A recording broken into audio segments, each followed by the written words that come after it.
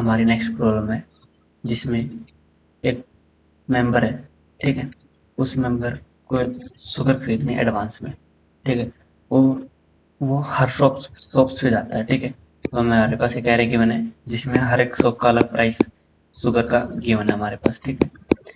वो एक शॉप से एक बार ही शुगर का पैक खरीद सकता है एक दिन में, ठीक है।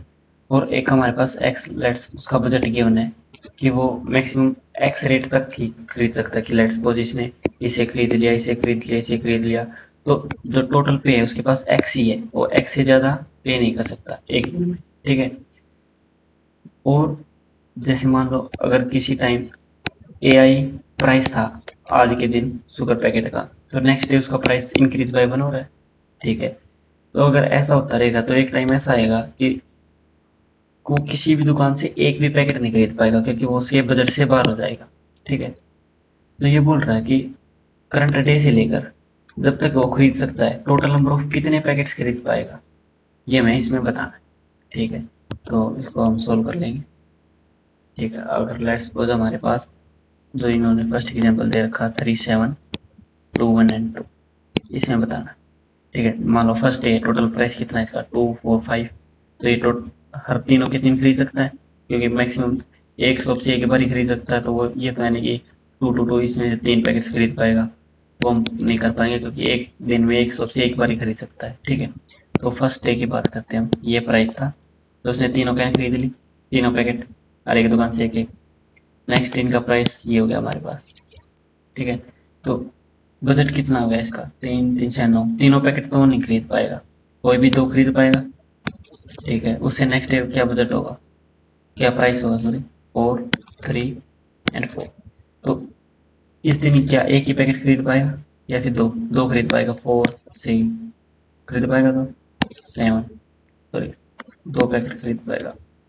उसे नेक्स्ट डे हमारे पास 5 4 एंड ये क्या हमारे पास 5 1 खरीद पाएगा।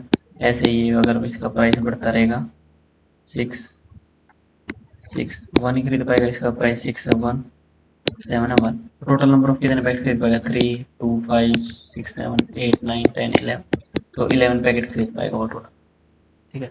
तो हम इसको कैलकुलेट कर कैसे कर पाएंगे, ठीक है। एक बात तो अगर हमारे पास इसका एक्स बजट है, हमारे पास 2 1 2 गिवन है, अगर अगर हमारे पास जैसे जैसे प्राइस बढ़ता जाएगा तो इनके तो हम अगर हमें नंबर ऑफ पैकेट्स अगर हमें मैक्सिमम खरीदने हैं, ज़्यादा खरीदने हैं, तो हमें मिनिमम प्राइस वाला खरीद लेंगे ज़्यादा। तो हम एक काम करते हैं, इसको पहले सॉर्ट कर लेते हैं, ठीक है। 1 2 2, ठीक है। इसमें हमें क्वेश्चन में हेल्प मिलेगी, ठीक है।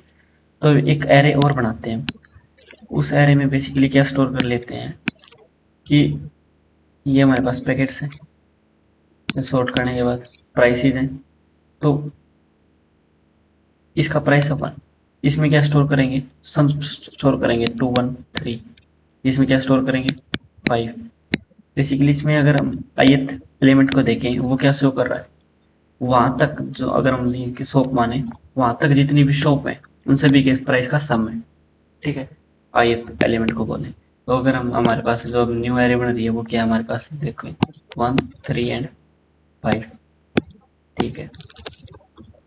अब एक बात देखो, अगर हम इसमें बैक से देखें ये 5 है, ये क्या हमारे पास इससे पहले वाले जितने भी शॉप्स हैं उन सभी के प्राइसेस का सम है। अगर ये हमारे पास बजट के अंदर है तो क्या इसका मतलब क्या है 1 2 3, जितने भी नंबर्स जितनी भी शॉप्स थी उसमें से सारे के सारे पैकेट्स हम खरीद पाएंगे, ठीक है। तो ये क्या हमारे पास 3 है, तो हमारे पास टोटल पैकेट्स ऑफ 3 हो गए, एक दिन में हम खरीद पाए। नेक्स्ट डे पे गए, ठीक है। नेक्स्ट डे अब हम इसी पे बात देखते हैं, ठीक है। इसका प्राइस कितना होगा 5 तो पहले था, नेक्स्ट डे कितना होगा प्लस आई आई अगर हम ये बोले 1 2 3, ठीक है, इंडेक्स बोले आई होगा, क्यों होगा 1 का इंक्रीज इसमें हुआ 1 का इसमें हुआ, और एक पैकेट में 1 1 का इंक्रीज हुआ, तो ये क्या है हमारे पास वहां तक के शॉप्स में का प्राइस का सम था, तो अगर हर एक में 1 इंक्रीज हो गया तो टोटल कितना हो गया प्लस आई इंक्रीज हो गया, तो नेक्स्ट डे प्राइस हो गया इसका 5 प्लस आई, तो अगर हम बोले 8, उसका बजट था एक्स 7, तो वो क्या पैकेट खरीद पाएगा, ये तीनों के तीन तो नहीं खरीद पाएगा। तो अब इस पे मूव करते हैं, ठीक है, 1 3 एंड 5, 5 है 3 पे आ गया, ठीक है। 3 उसका बजट था 7, ठीक है। तो 3 एंड 7, इसमें 4 का डिफरेंस, ठीक है। और अगर हम ये देखें कि वो कितने दिन खरीद पाएगा ये पैकेट, अगर मान लो इसने ये बजट के अंदर है तो इसने मान लो खरीद लिया, पहले पहले हम 3 खरीद चुके थे, अब ये मान लो बजट के अंदर है तो अब मान लो खरीद लिया इसने, तो अब कितने पैकेट उसको खरीद लिए, 3। अब यहाँ पे 3 था, अगर नेक्स्ट डे की बात करें तो प्राइस कितना हो गया होगा, 5 प्लस आई करके, 3 प्लस आई, आई क्या हमारे पास 2 है, यहाँ पे 5, ये भी बजट के अंदर है तो हमने ये भी खरीद लिया।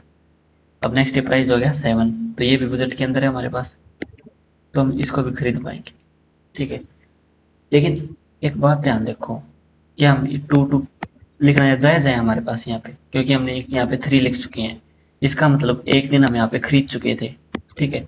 वो खरीदने के बाद इसका प्राइस बढ़ गया होगा, तो उस खरीदने के बाद इसका प्राइस 5 हो गया होगा, तो अगर हम अब 2 ही टाइम खरीद पाएंगे। अगर मैं ये बोलूँ, अगर हम इसे ये कैलकुलेट कर लें ऐसे, अगर ऐसे कैलकुलेट करने से अगर मान लो हमारे पास हम एन नंबर ऑफ टाइम्स इसको खरीद पाए, ठीक है। इससे पहले हम कितनी, अब अगर स्टोर कर ले, इससे पहले हम कितने बार खरीद चुके हैं, कितने दिन खरीद चुके हैं, वो माइनस कर दें तो हम उतने टाइम्स ही खरीद पाएंगे। जैसे अगर हम हमारे पास ये 3 टाइम्स अब आया था, एक टाइम हम पहले ही खरीद चुके हैं, तो अब हमें ये एक थर्ड टू ऐड करने की जरूरत नहीं, ठीक है। अब इसको ध्यान, अब शुरू से देखते हैं इसको, 3 5, अब देखो ये 5 था, बजट के अंदर था, हमने खरीद लिया, तो टोटल पैकेट्स कितने हो गए हमारे पास, 3, ठीक है। ये हमारे पास नंबर ऑफ पैकेट्स हैं, और यहाँ पे सी मेंटेन कर लेता हूँ मैं, जो काउंट करेगा कितने खरीद लिए, कितने दिन खरीद चुके हैं हम, 1 दिन, 1 डे खरीद चुके हैं। अब ये बात आती है 3 की, ठीक है। अब 3 में कैसे कर पाएंगे हम, फर्स्ट डे 3 प्राइस है, फिर 5 होगा, फिर 7 होगा, तो 3 दिन है हमारे पास, ये बजट के अंदर है, तो 3 दिन हम खरीद सकते हैं, ठीक है। लेकिन आई है जो हमारे पास, ये क्या है, इतने दिन तो हम पहले ही खरीद चुके हैं, आई टाइम्स सी टाइम्स, तो इसमें से अगर हम 3 टाइम्स खरीद सकते थे, तो एक बार हम पहले खरीद चुके, तो -1 क्या बच गया, 2, ठीक है। तो अगर हम इसको 2 दिन खरीद सकते हैं, एक दिन में हम यहाँ पे आई पैकेट्स खरीद रहे थे, तो टोटल कितना हो गया, 2 इंटू 2, आई क्या हमारे पास 2 है, तो 4 पैकेट्स हमने यहाँ पे खरीद लिए, ठीक है। और अब सी को अपडेट करें, एक दिन पहले ही खरीद चुके थे, अब 2 दिन और खरीद चुके हैं, तो अब सी कितना आ गया, 3, अब आ गए 1 पे, 1 2 3 4 5 6 एंड 7, फर्स्ट डे भी खरीद सकते हैं, प्राइस इंक्रीज होता गया, तो हम ऐसे कितने दिन खरीद सकते हैं यहाँ पे, 7 डे, अगर हम 7 डेज खरीद सकते थे इसको, और 3 दिन हम इसको पहले ही खरीद चुके हैं, तो अब 4 दिन बच गए, हम 4 दिन और खरीद सकते हैं। ये एलिमेंट क्या हमारे पास, आई 1 एक एलिमेंट है, तो 4 दिन में हम कितने खरीद पाएंगे, 4 ही खरीद पाएंगे, एरे खत्म हो गया हमारे पास। अब ये देखो टोटल नंबर ऑफ, ये सम अगर करें तो 11, ये हमारे पास आंसर हो, ठीक है। अगर हम ये कैलकुलेट करेंगे, ये हम कैसे कैलकुलेट करेंगे, अगर हम ये देखें एन, अगर हमारे पास ए एन नंबर देखें, ये क्या होता है हमारे पास, A plus N minus 1 into T, ये ए पी का फार्मूला होता है हमारे पास। इसमें इस फॉर्मूले में हमारे पास ए एन क्या है, मैक्सिमम प्राइस है जो हमारे पास एक्स था, ए क्या है जो हमारे पास एरे के अंदर है, सम था वो है, प्लस एन माइनस 1, डिफरेंस कितना बेसिकली, आई आई ऐड करें, जितने भी हमारे पास प्राइस बढ़ रहा था एक दिन में, आई प्राइस बढ़ रहा था, अगर हम आई इंडेक्स पे हैं तो आई है, अगर मैं X minus array I by I plus 1 ये कर दूँ, तो इससे हमारे पास ये आ जाएगा कि हम कितने डेज खरीद सकते हैं, ठीक है। अब एक बार और रिवाइज कर लेते हैं हमने क्या करना है। सबसे पहले हमारे पास एरे गिवन है, ठीक है, सॉरी, ये हमारे पास, ठीक है। हमने इसको सॉर्ट कर लिया, 1 2 2 हो गया हमारे पास। सॉर्ट करने के बाद हमने नई एरे बनाई जिसमें हम सम स्टोर कर रहे थे। अगर आयत एलिमेंट की बात करें, आयत एलिमेंट क्या हमारे पास, आयत आयत सौ तक के सभी का रेट है जो उसका प्लस प्राइस का सम हमारे पास, ठीक है। 1 2 2 हमारे पास एरे थी, उसके बाद हमने नई वेरिएबल बनाई सम के साथ 1 3 एंड 5। ऐसा होने के बाद पीछे से हमने मूव करना है, ये देखो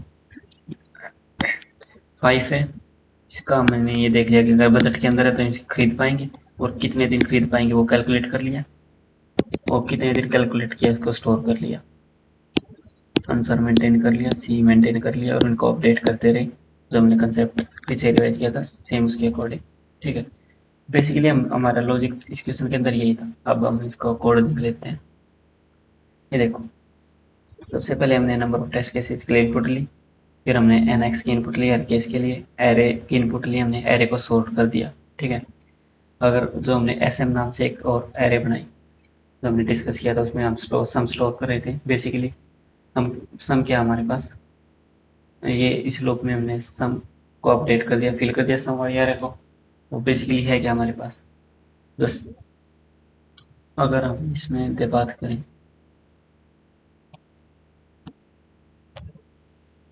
जैसे 2 1 2 था, स्टोर शॉर्ट होने के बाद 1 2 2, ये 1 है, इसके बाद क्या आया था, ये एलिमेंट और इसका सम 3, अब इसका और इसका सम 5, ठीक है। सेम इसी तरह से हमने अभी यहाँ पे अपडेट कर दिया कोड में। देखो, ये होने के बाद अब हमने मेंटेन किया सी। सी कैलकुलेट करेगा कि हम कितने दिन तक अब हम खरीद चुके हैं, ठीक है। आंसर हमारे पास नंबर ऑफ पैकेट्स को काउंट करने के लिए, ठीक है।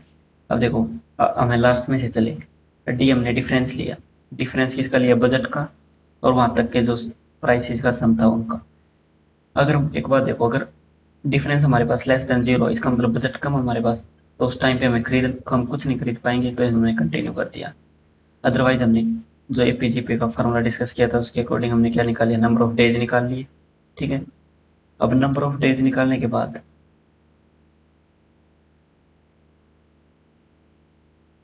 हमने क्या किया, ये देखो हमने डेज निकाल लिया, ठीक है। वो निकालने के बाद हमने उसको मल्टीप्लाई कर दी आई से, क्योंकि इंडेक्सिंग इसमें 0 से स्टार्ट होती है इसमें, इसलिए हमने यहाँ पे i+1 ले रखा है। तो मल्टीप्लाई कर दी, इतने पैकेट्स हम खरीद सकते हैं। माइनस सी क्या क्या किया हमने, इतने दिन तक हम पहले ही खरीद चुके हैं ना, इतने पैकेट सी हम मेंटेन करे थे, वो माइनस कर दिया हमने, ठीक है। और सी को अपडेट कर दिया C+C, ठीक है, और हमने आंसर को प्रिंट कर दिया।